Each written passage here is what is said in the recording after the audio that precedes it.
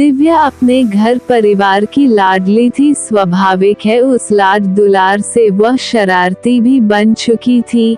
हमारे मोहल्ले के लगभग सभी परिचितों के घर में भी आंटी चाचियों के बीच खूब मस्ती करती थी। मानो वह शरारत की देवी बनकर अवतरित हुई थी। उसकी दिनचर्या मौज मस्ती तक ही सीमित थी। सबकी लाडली दिव्या अभी 14 बरस की हो चली थी, मगर पढ़ने लिखने से उनकी सदा ही नहीं बनती थी। घर में उसके सबसे सच्चे मित्र दादाजी ही थे। जो कुछ पढ़ा सीखा वो दादाजी की बातें ही थी। उसे एक बात की बहुत चीड़ थी, वह थी शादी की बात, मगर दादाजी को यही बात बहुत भाती थी। वे अक्सर दिव्या के सामने शादी की बात करते थे, जिससे वह इतनी नाराज हो जाती थी जैसे आज ही उसके फेरे हैं। इस तरह जीवन में सब कुछ सामान्य घटित हो रहा था कि एक सवेरे दादाजी के पुराने दोस्त उनसे मिलने के लिए घर पर आए। दिव्या भी घर पर थी। घर के संस्कारों के मुताबिक उसने पांव छुए और पानी लाकर दिया। तभी दादाजी कहते हैं, बेटा इन्हें जानते हो, ये मेरे चूर्ण वाले साथी हैं। दादाजी की इस बात को सुनकर दिव्या खिलखिलाकर हंसने लगी। उनकी हंसी दादाजी के दोस्त को इतनी भा गई कि वे दिव्या को अपने घर की बहू बनाने का निश्चय कर चुके थे। उन्होंने अपने दोस्त को यह बात कह डाली। दादाजी के लिए यह घर बैठे गंगा आए जैसी बात थी। वे अपनी लाडली के रिश्ते के लिए हमेशा चिंतित रहते थे। उनके दोस्त से बढ़कर अच्छा समधी कोई नहीं हो सकता था। अगली पंचमी तिथि को दिव्या की शादी करने का निश्चय किया।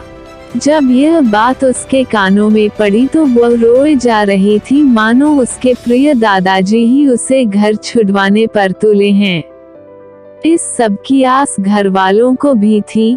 दिव्या में भी इतनी समझ तो थी कि शादी का मतलब अपने घर को छोड़कर सदैव के लिए पति के घर रहना पड़ेगा। इस तरह दोनों की शादी बड़े धूमधाम से हुई। शादी के बाद पति पत्नी पहली बार मिले और अगले दिन दिव्या के पिता बेटी को लेने के लिए आए। इस तरह गृहस्थ जीवन चलता रहा। दिव्या कभी अपने ससुराल तो कभी मायके आती जाती और जिंदगी चल रही थी। दिव्या और उसके पति के बीच अक्सर बच्चों की तरह कहासुनी होती रहती थी। एक दिन दोनों झगड़कर एक दूजे से रूठे बैठे ही थे कि दिव्या के पिताजी उसे लेने आ गए। दिव्या अपने मायके जाते हुए पति से कहने लगी, अब कभी ना आओगी आपके घर। थोड़ा नाराज पति कहता है, तो मनाना, जब तक ना बुलाओ। दिव्या जवाब देती है, तो मुझे क्या पता चलेगा कि आपने बुलाया है। पति कहता है, जब कभी तुम्हें कोरा कागज दिख जाए तो समझ लेना मेरा बुलावा है। इस तरह सभी घर वालों के साथ दिव्या का कुछ वक्त अच्छे से व्यतीत होता है। जब कोई उससे उनके पति के बारे में पूछता तो वो कहती है, अच्छे हैं मगर थोड़े बुद्धू हैं। यह सुनकर सब हंस पड़ते थे। मायके रहते 2 हफ्ते ही हुए थे कि ससुर जी दिव्या को लेने आ गए। उसने कुछ दिन और ठहरने की इच्छा जताई, पर ससुर जी ने भी बात रखने के लिए कुछ दिन और रुकने का कह दिया। कुछ ही दिन बीते थे कि दिव्या को लेने उनके जेठ जी आते हैं। लंबा समय बीतने के साथ ही दिव्या को भी अपने ससुराल की याद आने लगी, मगर अभी भी वो उस कोरे कागज के संकेत का इंतजार कर रही थी। वो अपनी माँ के पास गई और किसी तरह बहाना कर ससुराल नहीं गई।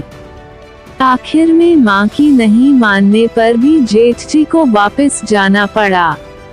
दिव्या के ससुराल और मायके दोनों तरह के लोग परेशान थे। उन्हें समझ नहीं आ रहा था कि आखिर मामला क्या है, दिव्या क्यों नहीं अपने ससुराल जाती हैं। माता पिता भाई सभी ने उसे खूब समझाने के जत्न किए, मगर वो किसी की भी सुनने को तैयार नहीं थी। ससुराल में जब दिव्या के न आने की चर्चा बढ़ने लगी तो दिव्या के पति ने स्वतः ही कोरे कागज वाली कहानी सभी को बता दी।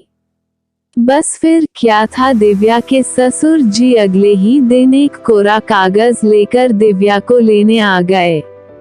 उसे भी कागज का इंतजार था। वह कागज को देखते ही उस पर अपने पति का नाम लिखकर अपना सामान बांधकर अगले दिन अपने ससुर जी के साथ पति के घर चली गई।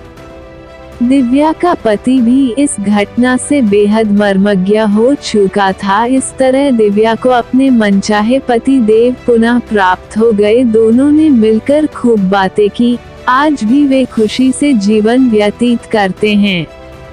जब कभी उनके बीच कागज का जिक्र आता है तो दोनों के चेहरे पर एक हल्की मुस्कान अवश्य आ जाती है।